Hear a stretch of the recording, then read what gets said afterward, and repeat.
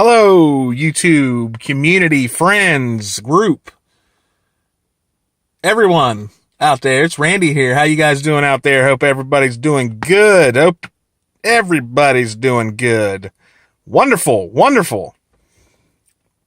So today's video, guys, I'm going to talk about corporate accounts. And this right here, what I have in my hand, is a work order for a company that I've done work for. It's been about 3 years. This is a cosmetic warranty that you can purchase at your dealership when you purchase a new vehicle. And it pretty much covers anything cosmetic inside and out on the vehicle. So today's job, let's jump out here today. I hope you guys are doing good today.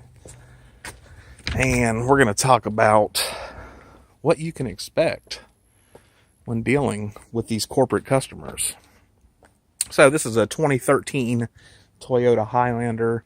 Customer put a claim in to this company saying loss of gloss. So what I've done is I've washed it, clay barred it. I've got the cleaner wax on there, just some Meguiar's cleaner wax on there.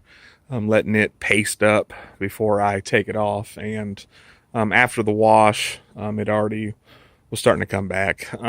It wasn't too bad from some of the warranty jobs that we've done in the past for this company, but it actually is actually in pretty good shape, actually. So the customer has already been out and he looked at it and he said, it's already looking better.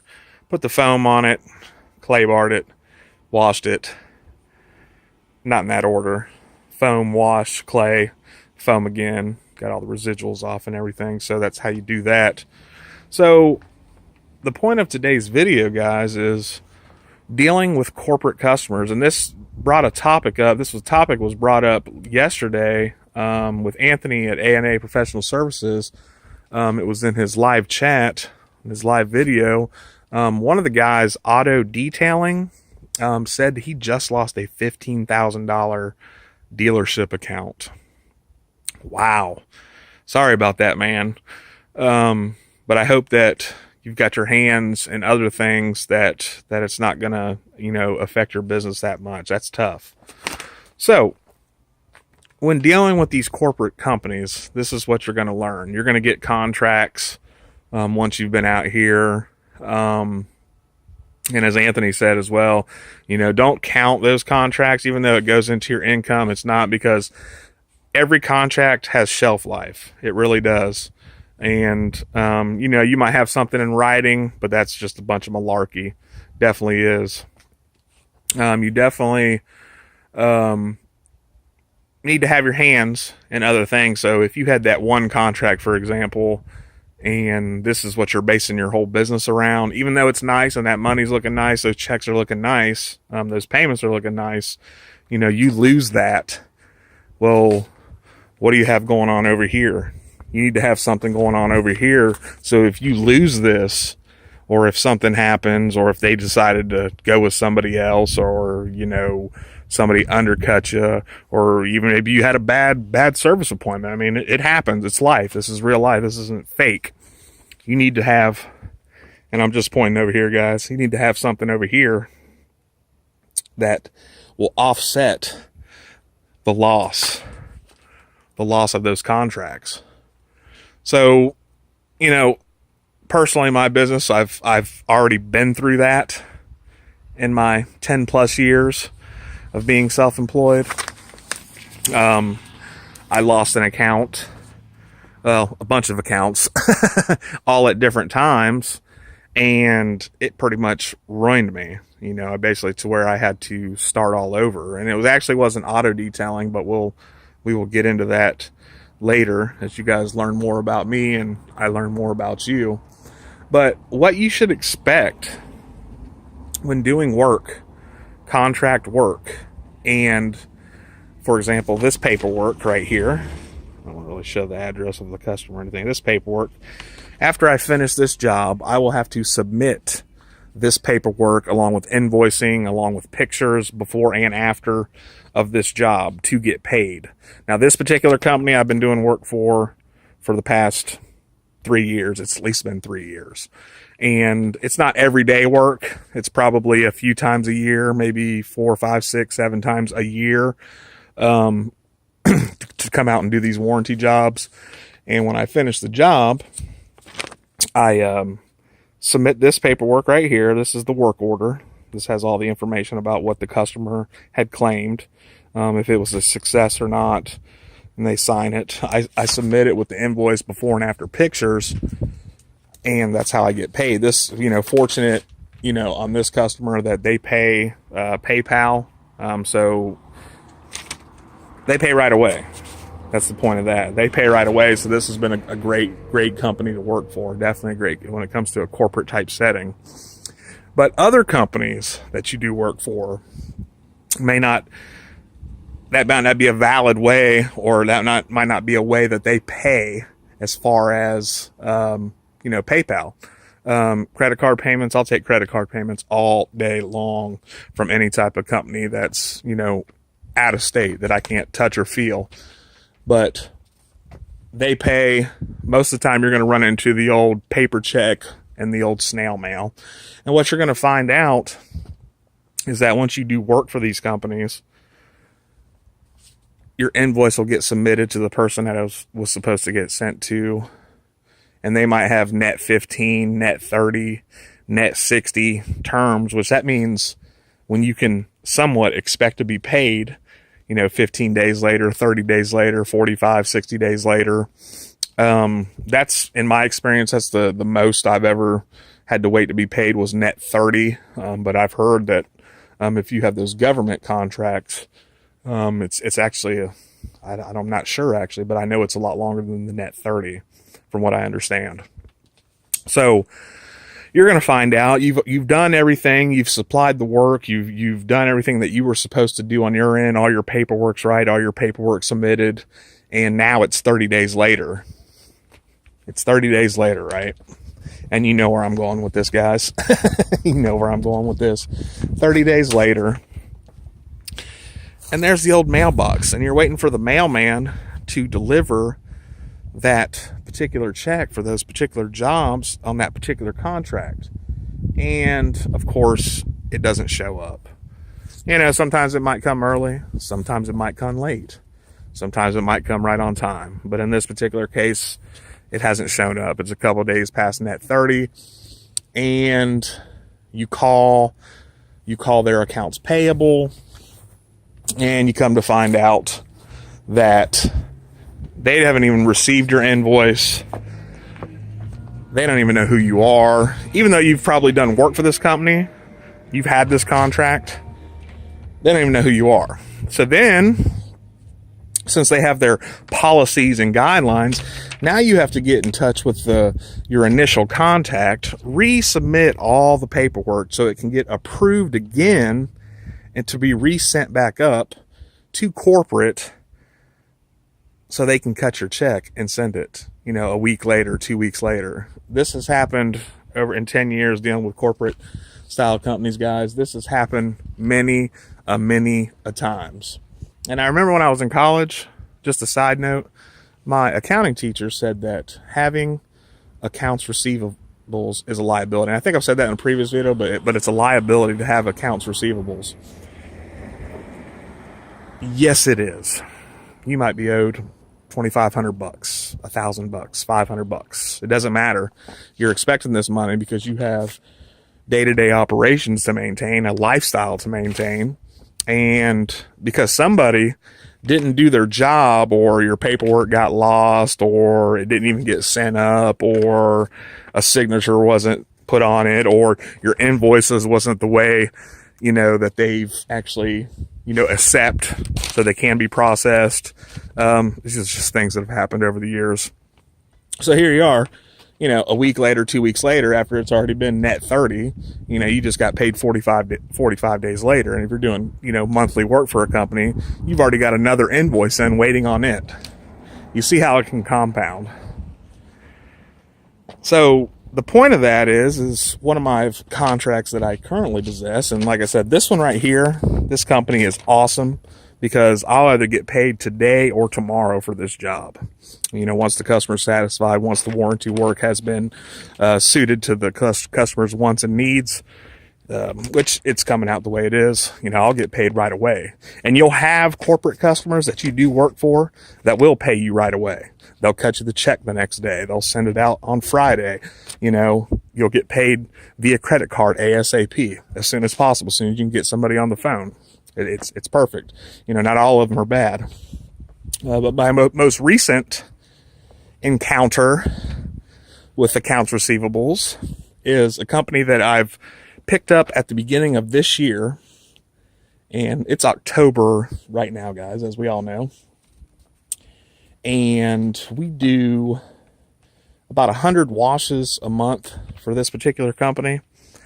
And we have been submitting, and this is me, I've been submitting the same invoice. The vehicles have numbers on them, a vehicle number. So that's how we track how many washes we do each month. My two part-time guys, Roy and Gavin, they go out to the job, and as they're washing, they'll write down the vehicle numbers, and then they just hand in that sheet of paper for me, and I just check it off on the invoice each month, and then I submit it. Well, we've been submitting the same invoice basically since day one, the same invoice with the same truck numbers, because we service the same ones each month, and we are at net 30 as of today, which is odd, because even though they were net 30, which, I tried to do the credit card payment in the beginning, but even though they're net 30, they would always pay like 2 weeks later after the invoice was submitted. So we've been enjoying this account. But this most recent invoice last month that was submitted on the 18th of last month got kicked back, I guess. Got kicked back because the invoice wasn't formatted correctly. Now, you can say that's an error on your part, Randy, but no, I've been sending the same exact invoice, just changing the invoice numbers, the dates, and the washes fluctuate each month, within 5 to 10, they fluctuate each month. Been submitting the same invoice, getting paid every 2 weeks. They even paid like a week later on one of the months. Sorry, guys, there's a bus over there. Hopefully you can still hear me. And now we've got to this point. It's 30 days later, and today is a new billing cycle, so I'll be billing again this company. And just found out today that and Friday I got a call from their manager asking why there's only a certain amount of numbers wrote down as far as the van numbers that the van numbers that we wash. Why is it the same numbers but we're charging for this amount? Then I had to explain to them, if they look back, it's basically the same numbers every month, and it equals that amount. It wasn't just the 30 different van numbers that we had run. We end up washing those two times a month or whatever. So, and it's actually more than that. We was actually supposed to do 120 washes a month, but we probably do, probably 85 on average each month. So they had a problem with that, is that the numbers didn't match up. And I can understand that part, but they actually had me on a 3-way conference call to ask me, I don't know why, because this is a first for me. I don't know why that happened. Had me on a 3-way conference call to find out why these numbers didn't match up, when all they had to do was look back at the months prior and see the things that were changed on the invoice were the invoice numbers, the dates, and the amount of washes, and the the total price. That's all they had to do. But I guess somebody got a hair up their ass and thought they were going to be the goody two shoes for boss. Hey boss, look what this company's trying to rip us off. Because that's what it boiled down to, I think. It wasn't said, but that's what I think. Thinking basically I'm charging more than what the work that we're supposed to do. When in the beginning we were supposed to be doing on average 120 washes a month, and we only do on 85 on average. And all they had to do was, like I said, look back. So that is what I'm currently dealing with. And this was a new one. Like I said prior, a lot of times your invoice will get lost. It didn't get submitted to the right person. You'll find out when it's due that happened. Or, there's so many different things that have happened over the years. It's just, I'm so much better about it now. I can kind of laugh about it because, they will pay. but it's just a job in itself trying to get your money when you've done nothing wrong except for done your end of the bargain. So I don't know what's going to happen with this account, but for example, let's just say I lost this account. If I lost it, yeah, that would suck. You know, I don't want to keep it, but every account, every contract has shelf life. And, you know, like I said, I definitely want to keep the account. We enjoy doing the account. It's a first thing in the morning job that we do twice a month, 4 days a month total. So every other week, basically, during the month. So I don't want to lose it, but it looks like from what I've experienced in the past, that's where we're headed. But maybe not, you know, maybe it'll all work out. So now I have to get in touch with the point of contact here locally, which I've already texted and called, and of course his voicemail conveniently is filled up, so cannot accept voice messages. So I sent a text, I'm waiting on his call so he can tell me exactly how to format the same exact invoice that I've been sending the past 8, 9, 10 months, whatever it's been. So as you can see, guys, that's what you're going to deal with. And, you know, and some people might say this is a good problem, but not really, because you're waiting on money that you've already expected, you know, 2 weeks ago. And when I spoke to them on Friday, they should have told me to reformat that same invoice on Friday. So now here it is Wednesday, you know, 5 days later, and we haven't got any farther. So this is what to expect, guys. Like I said, when it comes back to, you know, doing work for corporate customers, it's maybe just some of the problems you're going to run into, you know, lost invoices, not signed invoices, didn't get sent to where it was supposed to be sent. You call accounts payable, they don't even know who you are. These are just things that'll probably happen, or just experiences that I've shared, or that I've had in all my years. So be looking for that. Yeah, that's why I love auto detailing. Because, you know, it is a cash business, but you will have accounts that you have to service that are not going to be a cash, you know, cash or check on the spot type business, cash credit check on the spot, and you'll have to wait for your money, and that's fine. You know, that's the way the business is. There's no way you can get around it. You know, that's just the way the world turns.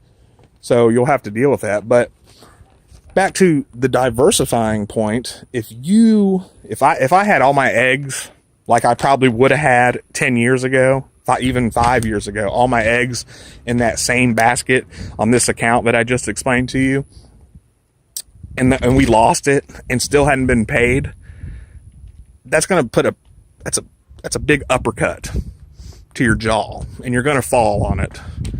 So make sure that you've got your hands in other places. I'm just saying, make sure you've got your hands in other places out here. You know, if you lose this one, you still got this one, and this one to fall back on, and it's not going to sting as bad. But don't put your eggs all in one basket, because all accounts have shelf life. Believe that. Believe that right now. They all have shelf life. And once that shelf life expires, it's only a matter of time, guys. Somebody's going to get sick, and it might be you. So don't let it be you. Randy out of here.